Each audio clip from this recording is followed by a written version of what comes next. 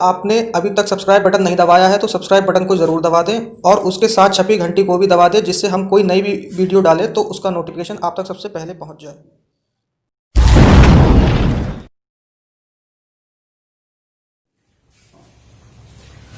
Good morning students. हमने previous classes में शैशवावस्था को निपटा लिया था, पढ़ चुके हैं हम। और उसके बाद क्लास जो ली थी उसमें बाल्यावस्था में।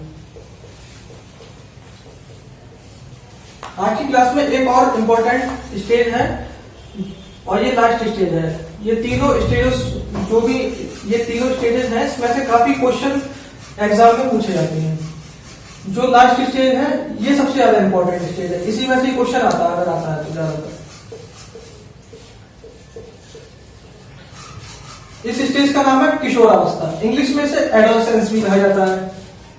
और इसका जो टाइम पीरियड है, ये समय है इसका, किताबों में 12 भी दे रखा है, 13 भी दे रखा है। 12, 13 से 18, 19 तक। अब इसमें जो इसके उपनाम है, इसमें से क्वेश्चन आता है, इसको और किस किस नाम से जाना जाता है। सबसे पहला स्वर्णकाल, पेपर में सीधे पूछा जाएगा स्वर्णकाल किस अवस्था को कहा जाता है, ये इंपॉर्टेंट है, ये क्वेश्चन आया भी है। गोल्डन एज किसे कहा जाता है, तो ये कहा जाता है किशोरावस्था को। नंबर 2, उलझन की अवस्था। इस अवस्था में जो किशोर होते हैं, जो बच्चे जो होते हैं, वो उलझन में पड़े रहते हैं, तो इसे उलझन की अवस्था भी कहा गया है। नंबर 3, अमूर्त चिंतन की अवस्था। इसमें अमूर्त चिंतन बच्चों में विकसित होता है। नंबर 4, दबाव, तनाव, तूफान एवं संघर्ष की अवस्था, इस नाम से भी जाना जाता है। और इसकी इन सब चीजों को एक डेफिनेशन बना के स्टैनली हॉल ने कहा है कि किशोरावस्था वह अवस्था है जिसमें बालक दबाव, तनाव, तूफान एवं संघर्ष की अवस्था में रहता है। नंबर 5, जीवन का सबसे कठिन काल कहा है इसे, ये किलपैट्रिक ने कहा है, जीवन का सबसे कठिन काल है किशोरावस्था। अब इसमें विशेषताएं क्या क्या है किशोरावस्था में, एडोलसेंस में। इसमें लंबाई व विकास में सर्वाधिक वृद्धि होती है। इस अवस्था में हमारी हाइट जो होती है वो सबसे तेज विकसित होती है, जिसकी लंबाई इस अवस्था में बढ़ गई जितनी उतनी बढ़ जाती है, और फिर उसके बाद हल्के हल्के बढ़ती है, और किसी किसी की तो बढ़ती भी नहीं है। तो इस किशोरावस्था में लंबाई जो होती है, जो हाइट हम लोगों की होती है, वो सबसे ज्यादा इसी अवस्था में बढ़ती है। इसलिए बच्चों से कहा भी जाता है स्कूलों में, ज्यादातर उन्हें कहा जाता है कि खूब सारा खेलें, दौड़ें, साइकिल चलाएं, लटकें, जिससे लंबाई को जल्दी से जल्दी पकड़ लेगी। फिर इसमें मानसिक विकास में तीव्र वृद्धि होती है। इसमें बच्चे का मेंटली डेवलपमेंट बहुत अच्छे से होता है। इसमें बच्चा जैसे जैसे इस अवस्था में आता जाता है, तो कुछ बच्चों में नशे की लत लग जाती है, नशे की आदत आ जाती है किसी किसी में। चौथा, दिवा स्वप्न देखने लगता है, बच्चा जगती आंखों से सपने देखने लगता है कि मैं ऐसा कर लूंगा, मैं वैसा कर लूंगा, मुझ पे इतना पैसा हो जाएगा। ये सब चीजें इस अवस्था में डेवलप होती हैं। 5वां, विषम लिंगी आकर्षण पाया जाता है। इसमें विषम लिंगी का मतलब है कि जैसे गर्ल्स जो होता है वो बॉयज की तरफ अट्रैक्ट हो जाते हैं, बॉयज गर्ल्स की तरफ हो जाते हैं, तो इसमें विषम लिंगी आकर्षण पाया जाता है।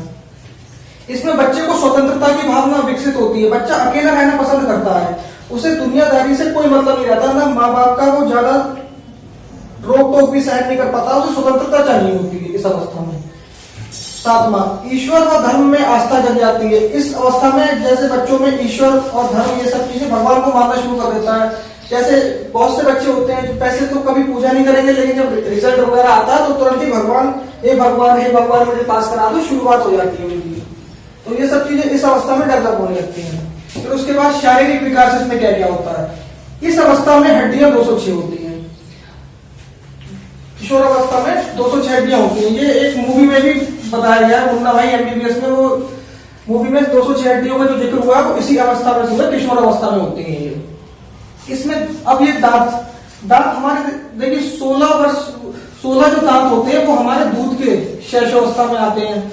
दूध के 16 दांत शैशवावस्था में आते हैं। 15 स्थायी दांत जो पक्के दांत होते हैं वो बाल्यावस्था में आ जाते हैं।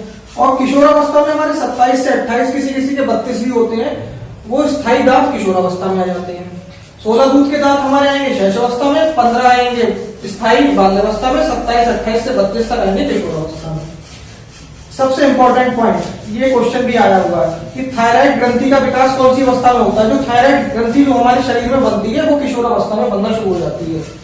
अब इसमें आवाज पे भी फैक्टर पड़ता है। आवाज में क्या चेंजिंग आती है? इस अवस्था में जो लड़कियों की यानी कि गर्ल्स की आवाज पतली होती है और बॉयज की आवाज काफी भारी और मोटी होने लगती है इस अवस्था में। तो ये आवाज में चेंजिंग आती है। इसके बाद मानसिक विकास क्या क्या होता है, जो मेंटली डेवलपमेंट। तो क्रो एंड क्रो ने बताया है कि 16 वर्ष में पूर्ण मानसिक विकास हो जाता है। ये तो क्रो एंड क्रो ने कहा है। और वाटसन ने बताया है कि बच्चा जब 18 साल का हो जाता है तो 100% मेंटली डेवलप हो जाता है। इसमें जो हमारे इंपॉर्टेंट पॉइंट और देखने को मिलते हैं, जैसे पहला पॉइंट है किशोर व किशोरी इस अवस्था में सहज संबंध रखते हैं।